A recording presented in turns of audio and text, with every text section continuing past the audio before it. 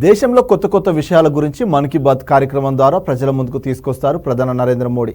CM చంద్రబాబుతో కలిసి Araku coffee తాగుతూ అక్కడ విశేషాల గురించి ప్రధానంగా ప్రస్తావించారు ఆయన. దేశానికి చెందిన పలు ఉత్పత్తులకు ప్రపంచవ్యాప్తంగా చాలా డిమాండ్ ఉందని గుర్తు చేశారు. అటువంటి వాటిలో అరకు కాఫీ ఒకటని గుర్తు చేశారు మోడీ. మన్ కీ బాత్ ద్వారా ప్రతి నెల కొత్త విషయాలు బయట పెడతారు ప్రధాని నరేంద్ర మోడీ. ఈసారి ఏపీలో అరకు కాఫీ గురించి కొన్ని విషయాలను ప్రధానంగా ప్రస్తావించారు. దేశానికి చెందిన చాలా ఉత్పత్తులకు ప్రపంచవ్యాప్తంగా మంచి డిమాండ్ ఉందని గుర్తు చేశారు ఆయన. అందులో అరకు కాఫీ ఉత్పత్తి ఒకటని పేర్కొన్నారు.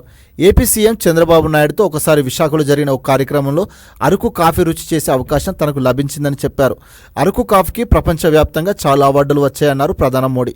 ఢిల్లీలో జరిగిన G20 సమ్మిట్లో కూడా అరకు కాఫీ ప్రాచుర్యం పొందిందని గుర్తు చేశారు. ఉమ్మడి విశాఖ ఏజెన్సీలో దాదాపు 1,50,000 ట్రైబల్ ఫ్యామిలీలు అరకు కాఫీ సాగుతో ముడిపడి ఉందన్నారు మోడీ. అరకు కాఫీ రుచికి ప్రధాన కారణం అక్కడి వాతావరణమే కారణమని యూనివర్సిటీ ప్రొఫెసర్లు పలు సందర్భాల్లో పేర్కొన్నారు.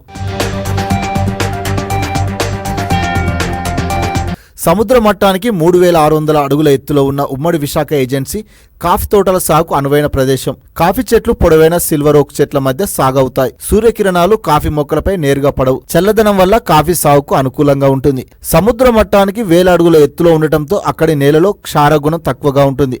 ఫలితంగా కాఫీకి ప్రత్యేక రుచి తోడవుతుంది. 120 ఏళ్లు వెనక్కి వెళ్తే 1898లో ఏపీలో కొన్ని ఏజెన్సీ ప్రాంతాల్లో బ్రిటిషర్లు కాఫీ పంటను సాగు చేశారు. అక్కడి నుంచి విశాఖ ఏజెన్సీకి విస్తరించింది. ముఖ్యంగా అరకు, అనంతగిరి, చింతపల్లి ప్రాంతాలకు విస్తరించింది. ఆ తర్వాత కాఫీ సాగు తగ్గుముఖం పట్టింది. చివరకు 1960 నాటికి కేవలం 10,000 ఎకరాల్లో మాత్రమే ఈ పంట సాగు అయింది.